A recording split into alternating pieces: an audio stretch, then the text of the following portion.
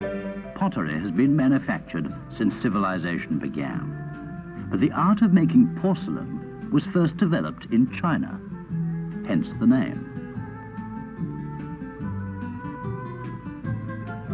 The art came over to Europe in the 17th century, as high society became more cultured and the demand for the delicate Chinese work overtook the supply.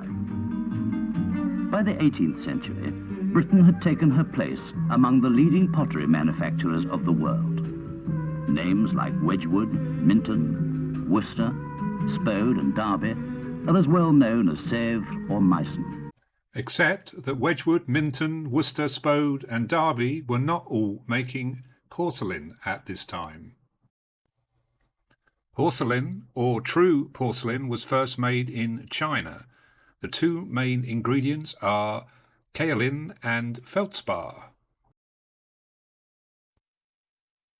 When fired, it transforms into a glass-like substance that is slightly opaque. The manufacture of porcelain eventually spread from China to Korea and Japan as pottery workers were moved, sometimes forcibly, as a result of wars. Meissen in Germany was the first European city to make this same true porcelain in about 1708. As other countries in Europe strived to produce this very desirable substance, a substitute which was labelled soft paste compared to true hard paste was created in France and England. It was difficult to produce and frequently failed.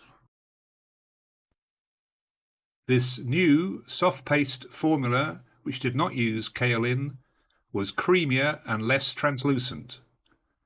It was softer and prone to scratches and chips, but it was attractive to consumers in the absence of true porcelain.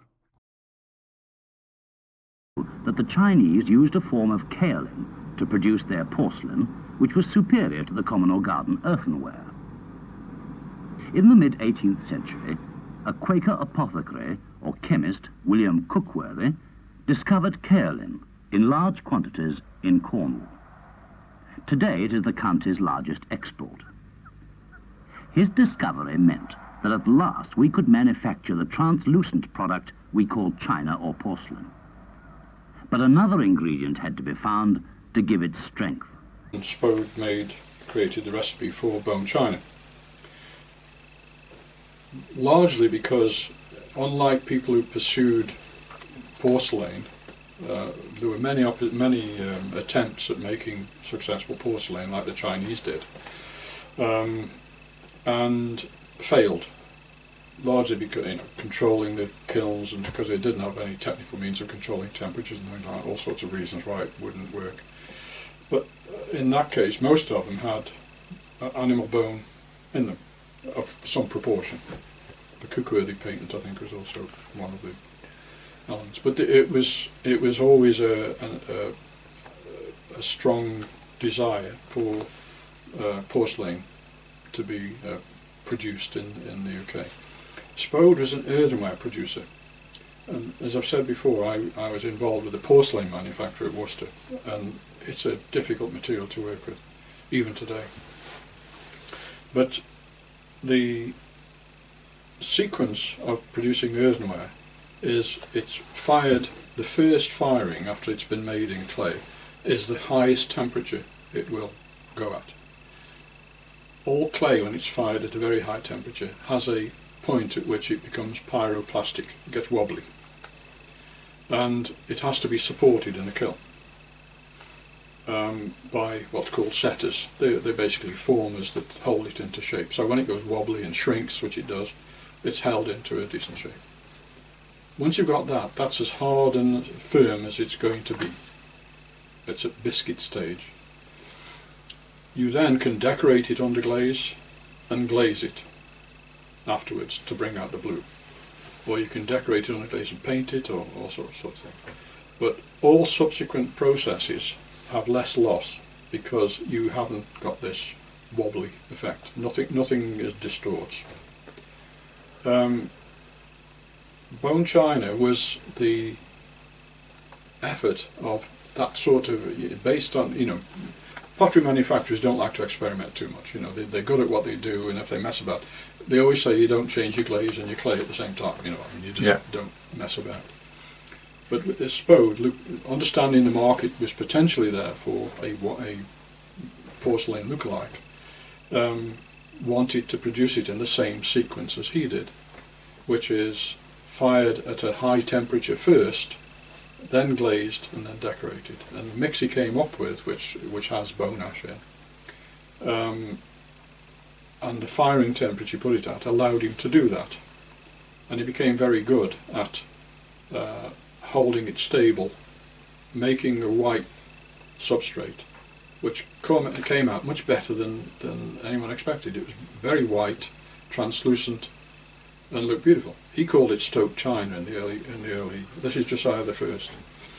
In the early days, when he died, which was about 1797, I think, his son, who has been the London end of the business, came back to the factory. That must have been a shock, coming out of London and back to Stoke. But he saw the potential for it, but decided to change it to bone china rather than porcelain, although they did use the word porcelain occasionally in some of the manufacturing.